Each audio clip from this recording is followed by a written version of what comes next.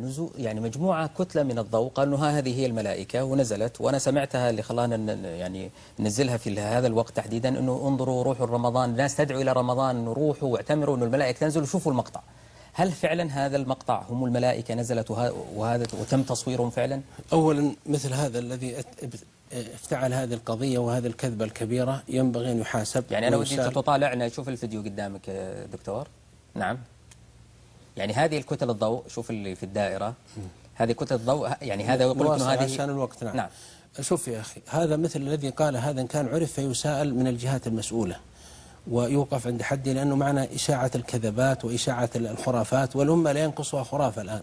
يعني انت تنفي تقول هذه مش ملائكة؟ لا، ليش الملائكة هم لا نستطيع نحن نجزم بصورهم وبرؤيتهم.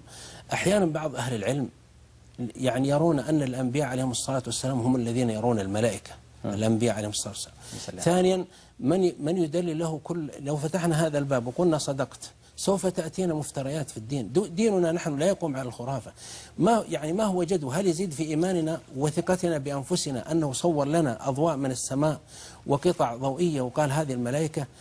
هل يريد أن يثبت معجزة الرسول صلى الله عليه وسلم؟ يا أخي عندنا معجزة القرآن ومعجزة السنة ومعجزة عليه الصلاة والسلام. طيب هل الملائكة مستعصية عن التصوير؟ يعني ما يمكن أن تتصور هذه مسألة أخرى أنا لا أعرف ذلك. يعني شوف هذه اللقطة، يعني هم يتكلمون أنه هذه هي الملائكة، اللقطة هذه أن هذه هي الصورة اللي كشفت ليس بصحيح، هذا ليس بصحيح وهذا كذب، لأن هذا واهم، وهذا إما أحد أمرين: إما مفتري يريد تشويه الإسلام، وإلا مريض ينبغي أن يذهب به إلى مصحة ولا يكوى ولا يعالج، لأنه هذا مهبول.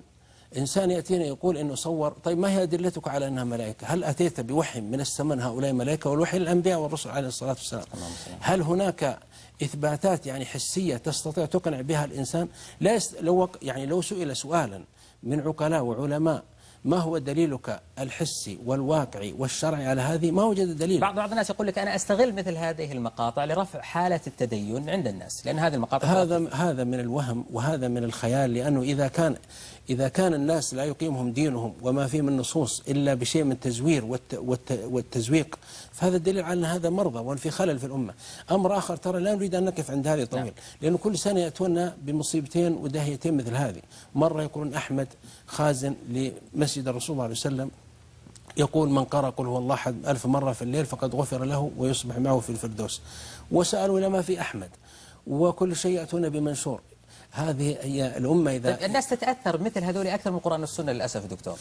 هم شوف العوام الذين ليس لهم علم وأتباع كل ناعق أحيانا يتعجبهم هذه الأمور الغيبية التي تخالف الواقع أو التي فيها شيء من الصور الباهتة، ولذلك ينبغي أن يعالجوا بالعلم. إذا قام علماؤنا ودعاتنا بتعليم الناس ورد الشبهات هذا واجب العالم، ويقوم الإعلام أيضا بتصحيح الواجب هذا. ما دام انتشرت أن يقوم الإعلام ويستدعي العلماء والدعاة فيصحون عقيدة الناس ويخبرون هذه خرافات وأنها لا تليق. كان سيد ولد آدم صلى الله عليه وسلم كلما أتى شبهة قام.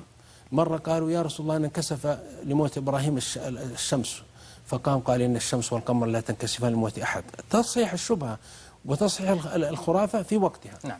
حدثنا الثالث